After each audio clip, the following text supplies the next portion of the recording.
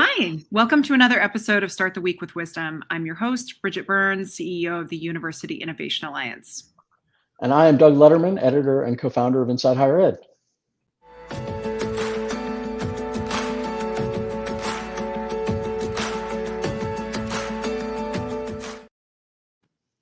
Each week, I team up with Doug to have a conversation with a sitting college president or chancellor or leader in the higher ed space. And this week is definitely a special example of doing just that.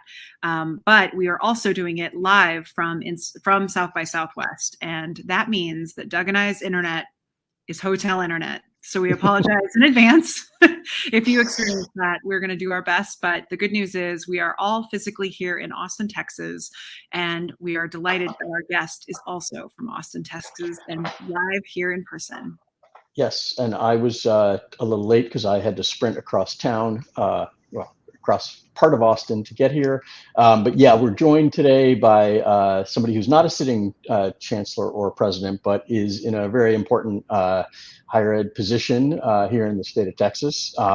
He's Harrison Keller, who is a higher ed commissioner for the state, previously worked at institutions, as well as having a long, extensive career in public policy, sort of around higher education. And we're glad to have you here. Thanks for being here.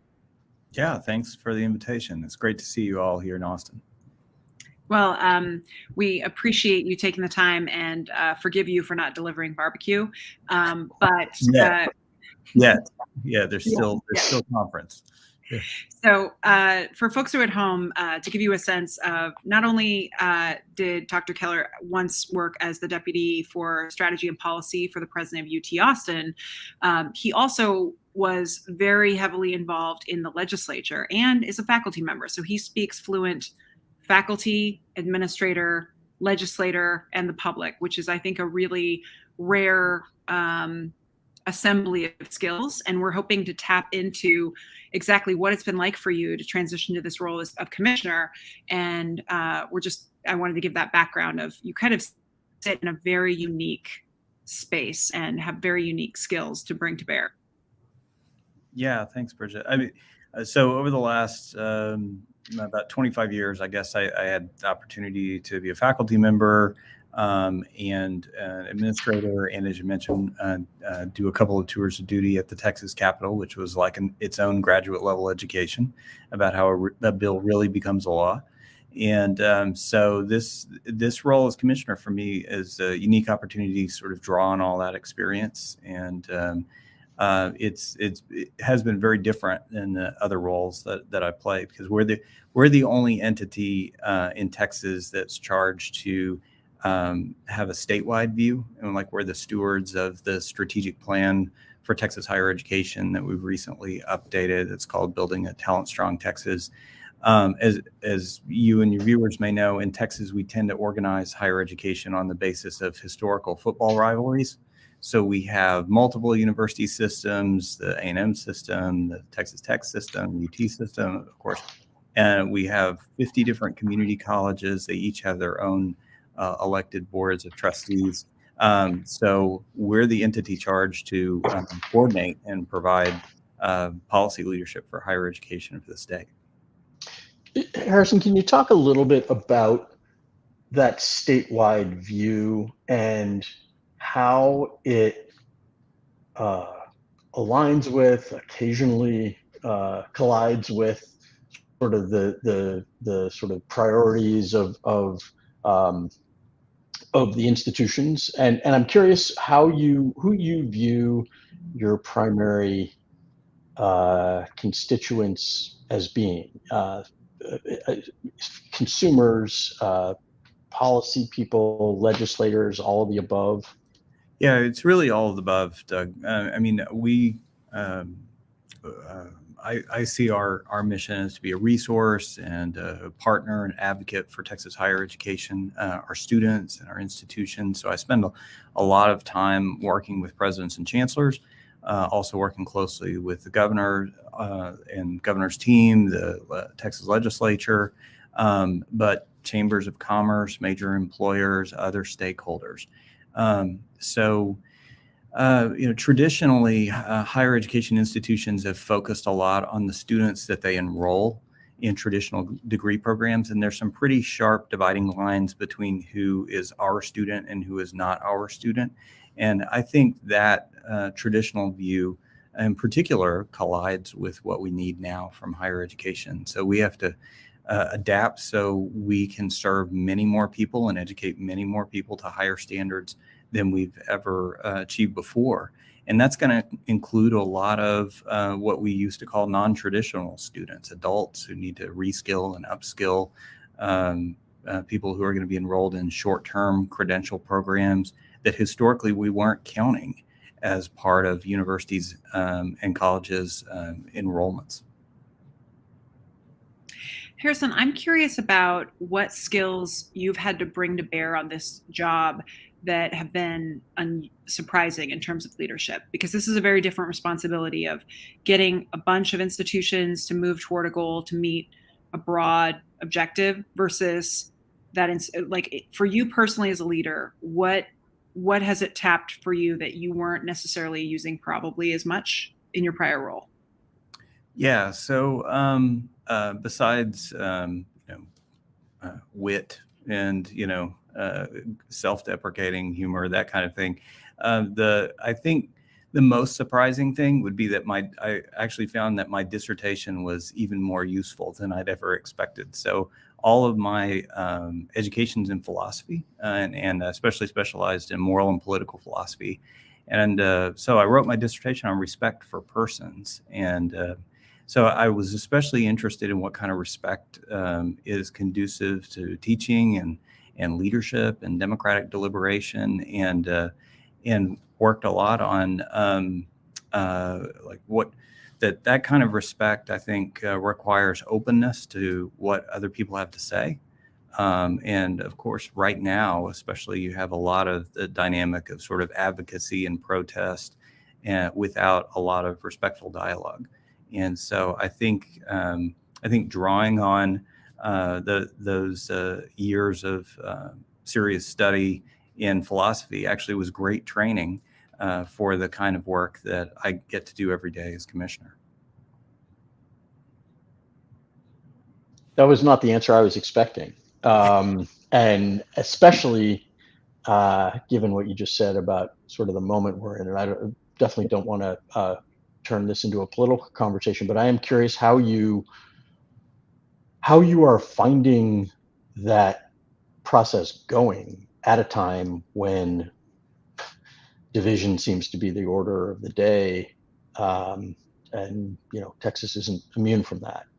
How do you see that? And I'm curious, and like you obviously sit in a central space there. Yeah, so let's stipulate Texas politics can be full contact sport, but there's I think that actually there's a lot of opportunity, especially now, to build a broad coalition around some of the fundamental things that we need to achieve in higher education. So many more people understand that employers are having a hard time finding the talent that they need. So our economy in Texas has come roaring back. We have more jobs than we had pre-pandemic, but the jobs look different. Almost all the net new jobs require education beyond high school diploma. And what we found is a lot of people, when they were displaced from their jobs, needed additional training just to get a similar job in the same industry. We hadn't historically built and prioritized over many decades workforce education and making sure that our community and technical colleges, our universities were attuned to the way that our workforce needs were changing. And so we've had to scramble. And that's one of the most important things that we have to work on now, is how do we make sure that we're going to have that talent pipeline and that infrastructure we need to be able to meet our emerging workforce needs, to be competitive in the future. That's the kind of thing that everybody can get behind. Some folks are going to be focused more on issues of equity and upward mobility. Some folks are going to be more focused on the economics and more kind of a pragmatic argument, but there's lots of reasons for folks to get on board with and support higher education right now. So actually, that's not controversial. You know, I work very well with, and I appreciate the support from our Texas policymakers across the political spectrum. I'm curious about, given what you've just indicated in terms of our alignment with workforce, what kind of change do you think specifically is needed from higher ed? Like, I know they need to align better. We need to actually listen more instead of talking and trying to pitch the same old packages of degrees. But from your vantage point, are there specific actions that you think would make a big difference for higher ed? Well, on the alignment with workforce, I mean, so first of all, we need to break down that traditional, some of these traditional categories where we talk about training programs versus education, or when we talk about workforce education, it's just being in the purview of community colleges and technical colleges. So there's a role for all of our institutions to play around workforce education. You know, in some disciplines, we're actually very good at this, in accounting and engineering disciplines and architecture and fine arts. We're very good at this. We need to get very good at this across a broader range of disciplines in more of our institutions. So one of the ways that we're working to support our institutions in that is by modernizing our educational workforce data infrastructure. So for example, later this year, we'll be rolling out new dashboards. So the public will be able to see what earnings look like over time, what debt looks like over time for all of our institutions, and also to disaggregate that data by race, by gender, by income, by geography. And then for institutions, provide even more granular dashboards. So institutional leaders will have a better sense of what the career paths look like within institutions. So I don't think the problem is that institutions aren't willing to engage in that. I think we need to do a lot more work to support institutions, individual faculty members in doing that work to make sure that they have a sense of the skills that our employers are looking for, how our workforce needs are changing, what drives the variance in earnings for students from different disciplines. So for example, I'll put a marker down that like one of the things I really like about our new state goals and our Building a Talent Strong Texas plan is we're the first state to condition our goals for production of credentials on the earnings premium that's associated with those credentials. So we said we don't just want to produce more credentials. We could make up more credentials and claim that we're making progress. We want to make sure those credentials are credentials of value, and that translates into an individual wage premium for students and their families. So that's the kind of information that I think it's important for us to make available, to power new advising tools, to share with the institutions and the faculty, and to focus on in our conversations. So where we're really listening to and paying attention to those signals from the job market about what translates into value for individual students. Keep going, Bridget. So, Harrison, I also wanted to ask you, so moving a bit more to you as an individual, I'm curious about what has been most surprising about your career, because you have really, while it now makes sense, I think in retrospect, it's like almost like it was perfectly preparing you for this moment. I'm curious what most surprising to you about your career. I think the most surprising thing to me has been how generous people have been along the way. The other day I was invited to give a talk to this group of incredibly inspiring high school teachers. So there's this amazing project at Georgetown called the Pivotal Network. And as I was preparing for a talk to those high school teachers, I started jotting down some of the pivotal moments in my career and pivotal moments in my life. And it was amazing to me how many of those moments turned on advice and support from teachers, from bosses, from other leaders, people who inspired me, people who pushed me, gave me opportunities to figure things out, sometimes screw things up, but didn't give up on me, didn't fire me. And without those mentors, I'm not sure what I'd be doing today, but I wouldn't have this job. You probably couldn't have given a better segue to the Bridget's favorite questions, which are typically about the advice you have gotten in your career. To actually get a little more specific about what you just said, but what are the best pieces of advice that you have gotten about particularly about leading and about sort of working with people and driving people, helping people move in a specific direction? Are there pieces of advice that you would call out as having been most helpful to you? Yeah, I think one of the best pieces of career advice that I ever received was that don't get too focused on attaining a specific position.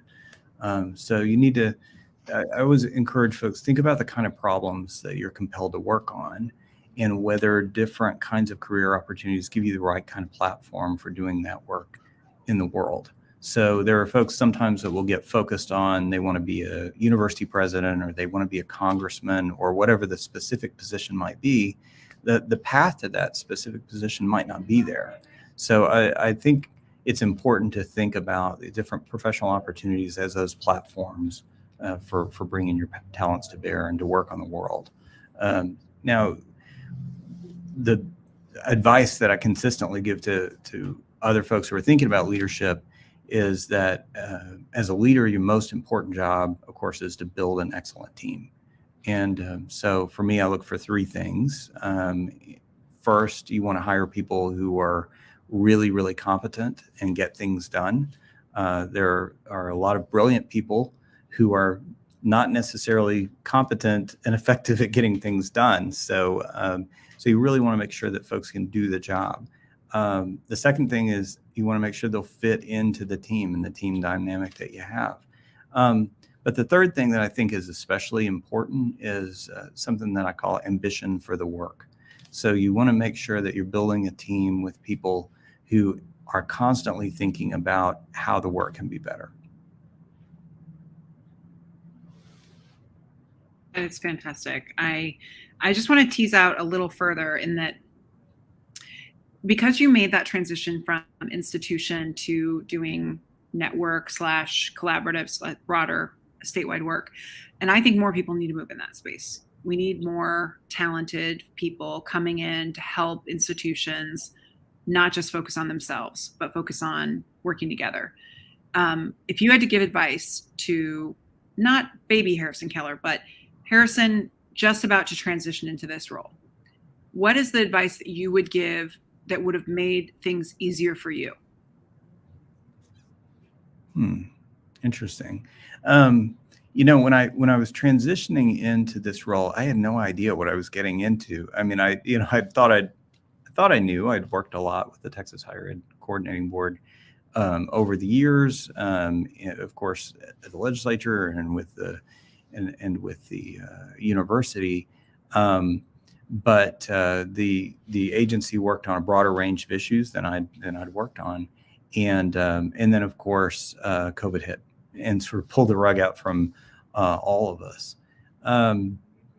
So I think the best piece of advice I might have given myself a couple of years ago would be to move even faster on recruiting key talent and building that team. And one of the leaders that and maybe something that comes up as a theme in your conversations, because when I've talked to a number of presidents or provosts or chancellors or CEOs, that's one of the pieces of advice that I've gotten, is to move quickly where you need to make staff changes and where you need to build out new capabilities within the organization.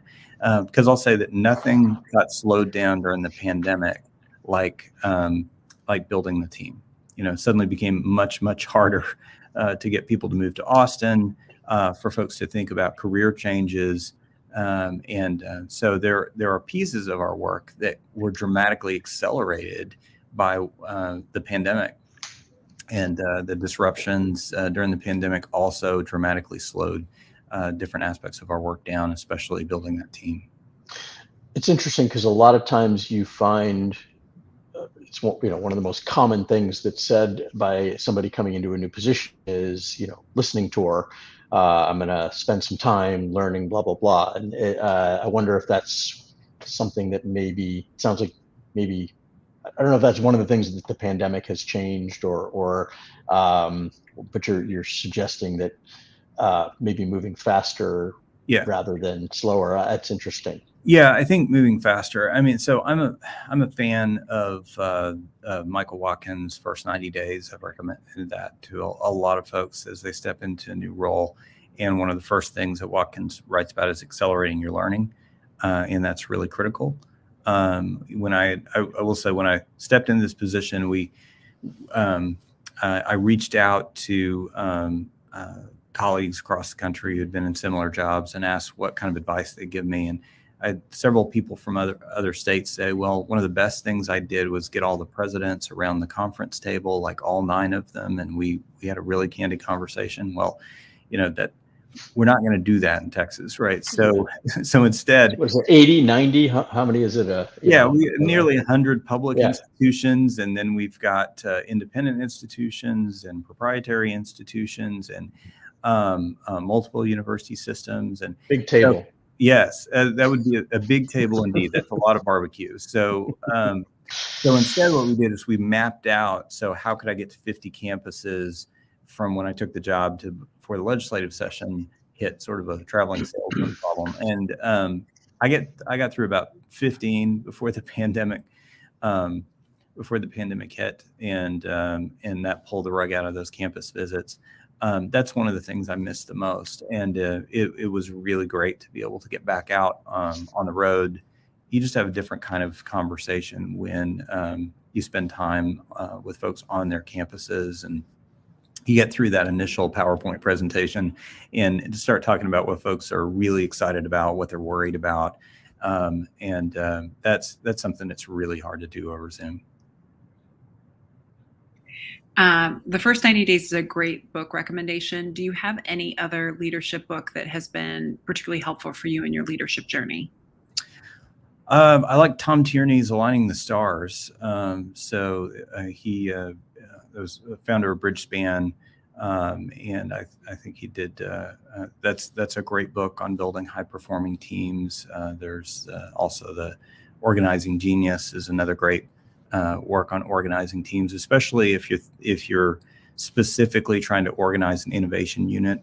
Then that might be another one that would be helpful and that would come to mind. This is great.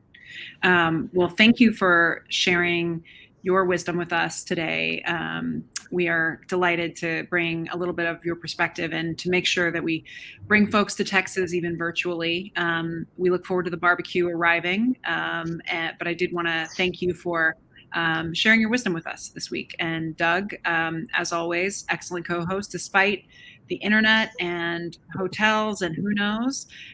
For those of you at home, we appreciate you joining us. And I've linked Harrison's contact information to be able to connect with him on Twitter if you would like to follow up. And otherwise, next week, we will have the president of Colorado College joining us. So we hope you have a wonderful week. And thanks again for joining us. Thank you.